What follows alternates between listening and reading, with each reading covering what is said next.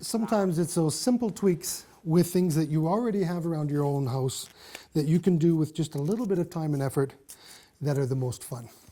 And today I'm going to show you a tweak that's been out there for a long time to be able to take your CD and allow it to sound a little bit cleaner based on the idea of diffraction. When a laser reads a disc, basically what happens is a laser diode comes up, it hits the surface of the disc.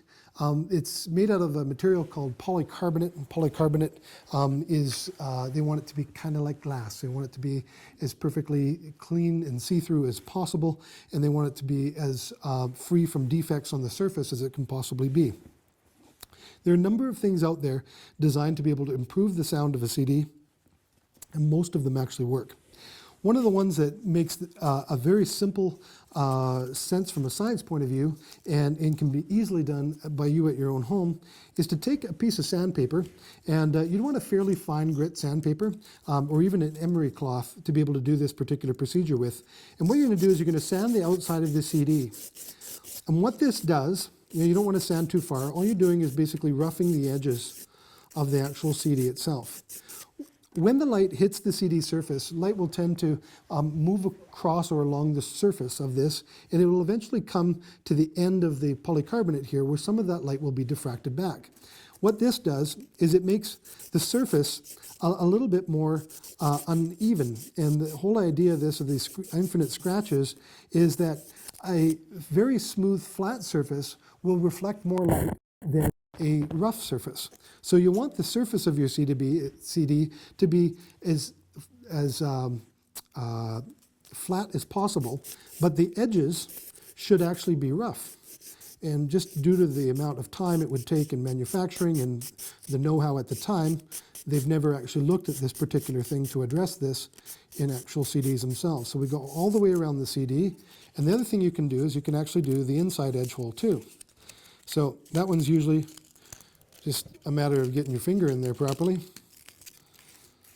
and working away at that inside edge hole. Now, of course, is based on the sheer angle of how you're going to come out this. You're probably best to do it from both sides. Again, you're not trying to move a whole bunch of material. You're just trying to rough it up. Remove some of that dust. And then you're going to take a Sharpie black felt. Now basically all you want is a permanent marker of any type, preferably in black, but they say that blue works well as well. And you take that surface that you just went through, and you want to take that surface and color it with black. Now what I'm doing at the end of the marker, it comes up, there's the felt, and then there's the actual place where the plastic of the pen tip itself starts. I just kind of hold the pen up against that particular spot because it's the easiest then to be able to get all the way around the disc. Now, if you do get some of it on the actual disc itself, you should try to wipe that off, and you'll notice that it wipes off a little easier than you probably want it to. And it will also come off on your fingertips. So when you're handling the CD in the future, don't be surprised if you get a little bit of black ink on your fingertips. So basically you do the outside edge, then you do the inside edge, covering it all with that black felt. And the idea behind that is that the black surface is going to absorb the light that hits the outside and try to diminish it or alleviate it from coming back and hitting the diode ever again.